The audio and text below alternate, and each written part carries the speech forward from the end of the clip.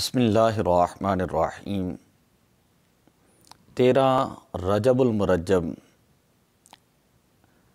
شیر خدا اسد اللہ الغالب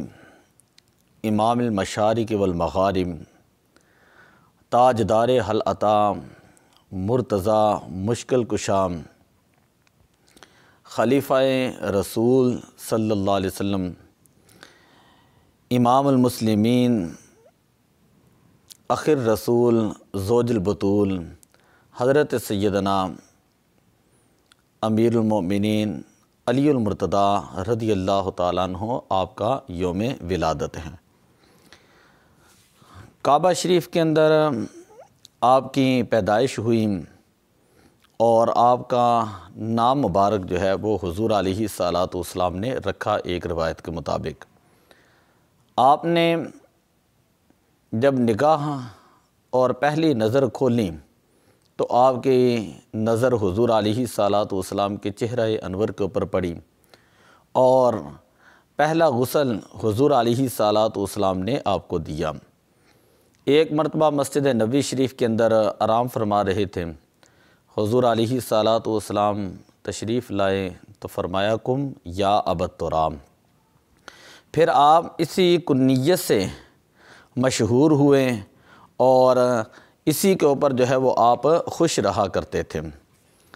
حضرت علی المرتضیٰ رضی اللہ تعالیٰ عنہ کا مقدر دیکھیں کہ حضور علیہ الصلاۃ والسلام نے اپنے چچا عباس رضی اللہ تعالیٰ عنہ سے فرمایا کہ قریش و شحال ہیں اور چچا ابو طالب کثیر العیال ہیں، تو ان کا بوجھ جو ہے وہ ہلکا کرنا چاہیے اور ان کے بچوں کی پرورش کرنی چاہیے۔ حضرت عباس رضی اللہ تعالیٰ عنہ نے عرض کی کہ جی ہاں یہ بہتر ہے، اور دونوں پھر حضرت ابو طالب کے پاس چلے گئے اور بتایا کہ جب تک قریش تنگ دست ہیں ہم آپ کے بچوں کا بوجھ ہلکا کرنا چاہتے ہیں۔ اس پر ابو طالب جو ہے انہوں نے کہا کہ عقیل جو ہے رضی اللہ تعالیٰ عنہ میرے پاس رہیں گے، باقی کا فیصلہ آپ کر لیں۔ تو حضرت عباس رضی اللہ تعالیٰ عنہ نے حضرت جعفر رضی اللہ تعالیٰ عنہ کو اپنی آغوش میں لیا اور نبی اکرم صلی اللہ علیہ وسلم نے حضرت علی المرتضیٰ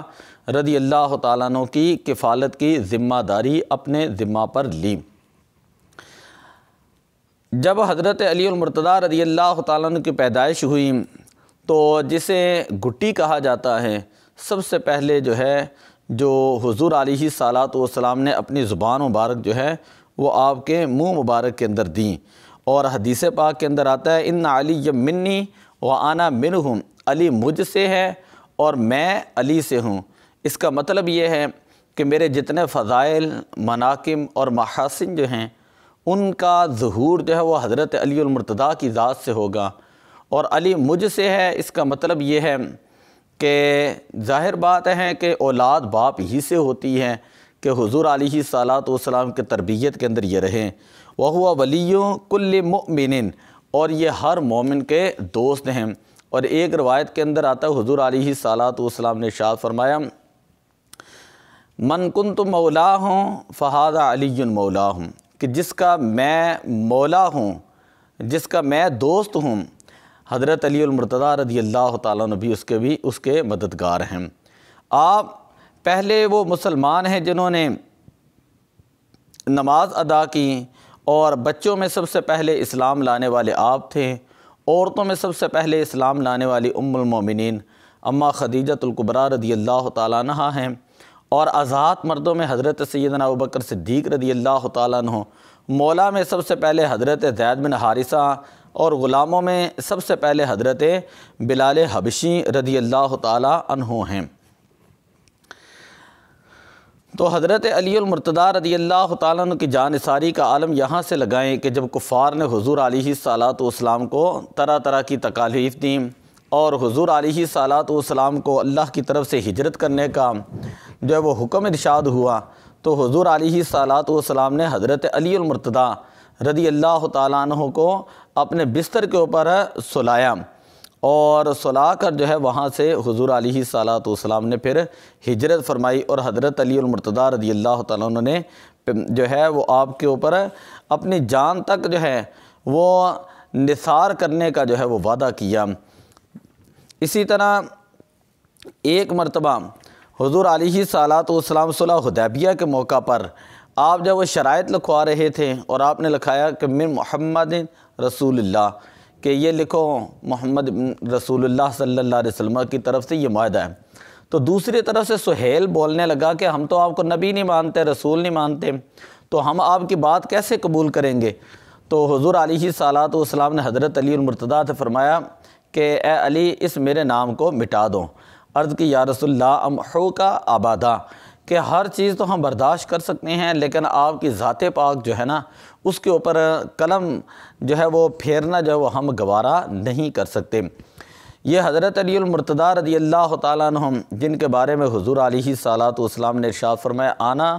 مدینۃ العلم و علی بابہا، میں علم کا شہر ہوں اور حضرت علی المرتضیٰ رضی اللہ تعالیٰ عنہ اس کے دروازے ہیں۔ من اراد العلم فلیأت الباب، کہ جو علم لینا چاہتا ہے اسے چاہیے کہ وہ دروازے سے آئے، دروازے پر آئے۔ تو کہتے ہیں تعلیم جو ہے نا، تعلیم سے تا اور میم الگ کی جائے تو بن جاتا ہے تم، اور باقی رہ جاتا ہے علی، کہ علم تمہیں علی کے دروازے سے ملے گا۔ تعلیم علم سے بنا ہے اور تعلیم میں تا اور میم الگ کر دی جائے اور پیچھے علی رہ جاتا ہے، مطلب یہ ہے کہ علم تمہیں جو ہے وہ علی کے دروازے سے ملے گا۔ آنا دار الحکمتی و علی بابہا، میں حکمت کا، دانائی کا اور عدل و انصاف کا اور فلسفہ کا جو ہے وہ میں جو ہے گھر ہوں، اور حضرت علی المرتضیٰ رضی اللہ تعالیٰ عنہ اس کے دروازے ہیں۔ اور ایک روایت کے اندر حضرت علی المرتضیٰ رضی اللہ تعالیٰ فرماتے ہیں علمنی رسول اللہ صلی اللہ علیہ وسلم الف باب من العلم، کہ حضور علیہ الصلوۃ والسلام نے مجھے 1000 باب تعلیم فرمائے اور میں نے ہر باب سے 1000 باب استنباط کیے ہیں۔ اسی لیے حضرت علی المرتضیٰ صحابہ کرام میں سے واحد صحابی تھے جو دعویٰ کیا کرتے تھے سلونی اما شئتم، سلونی عن طرق السماء، کہ کبھی فرماتے جس چیز کے بارے میں چاہے تم سوال کر لو، کبھی فرماتے آسمان کے راستوں کے بارے میں مجھ سے سوال کر لو، کبھی فرماتے زمین کے راستوں کے بارے میں مجھ سے سوال کر دو۔ اور جب آپ نے یہ اعلان کیا تو ایک شخص کھڑا ہوا اور کہنے لگا کہ ان کنت صادقا فاخبرنی این جبرائیل، اگر تو آپ سچے ہیں تو بتائیں کہ جبریل اس وقت کہاں ہیں۔ فناظر الی السماء یمینا و شمالا ثم الی الارض کذالک، آپ نے آسمان کی طرف دائیں بائیں دیکھا، پھر زمین کی طرف دیکھا، اور پھر فرمایا ما وجدتہ فی السماء والارض ولعلہ انت، کہ میں نے زمین و آسمان میں تو جبریل کو نہیں پایا اور اے سائل تو ہی جبریل ہے۔ بے شمار احادیث ہیں اس طرح کی کہ ایک مرتبہ یہودی نے چند سوال کیے، ان کے جواب حضرت علی المرتضیٰ نے بڑی دانائی کے ساتھ دیے۔ اس کا نام تھا مدر، تو کہنے لگا اگر آپ واقعی ہی باب مدینۃ العلم ہیں تو بتائیں کہ وہ کون سا مرد ہے جس کا نہ باپ ہے نہ ماں۔ آپ نے فرمایا حضرت آدم علیہ السلام۔ پھر اس نے سوال کیا وہ کون سی عورت ہے جس کا نہ باپ ہے نہ ماں، تو آپ نے فرمایا کہ ام البشر حضرت حوا رضی اللہ تعالیٰ عنہ۔ پھر اس نے سوال کیا جس کی ماں تو ہے باپ نہیں ہے، تو آپ نے فرمایا حضرت عیسیٰ ابن مریم علیہ السلام۔ وہ کون سا پتھر ہے جس نے جانور کو جنا؟ آپ نے فرمایا وہ حضرت صالح علیہ السلام کی اونٹنی جس سے پیدا ہوئی۔ اس نے پوچھا وہ کون سی عورت ہے جس نے ایک دن کی 3 گھڑیوں کے اندر بچہ جنا؟ آپ نے فرمایا حضرت مریم سلام اللہ علیہ ہے، ایک گھڑی میں حمل ٹھہرا، دوسری میں درد دے ہوا، تیسری میں حضرت عیسیٰ علیہ السلام پیدا ہوئے۔ وہ کون سے 2 دشمن ہیں جو آپس میں کبھی دوست نہیں ہو سکتے؟ آپ نے فرمایا زندگی اور موت ہیں، زندگی اور موت۔